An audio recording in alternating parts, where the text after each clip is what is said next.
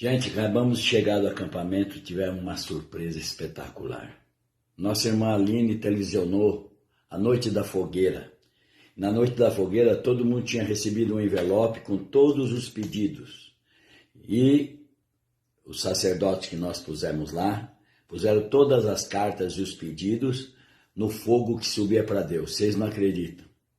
Entrou um anjo de costas, abaixou, pegou todos os nossos pedidos e levou para Deus. Você vai ver isso com os vossos próprios olhos. Estava filmando e de repente apareceu um anjo, intermediando, pegando os nossos pedidos e levando a Deus. Olha, Deus é espetacular.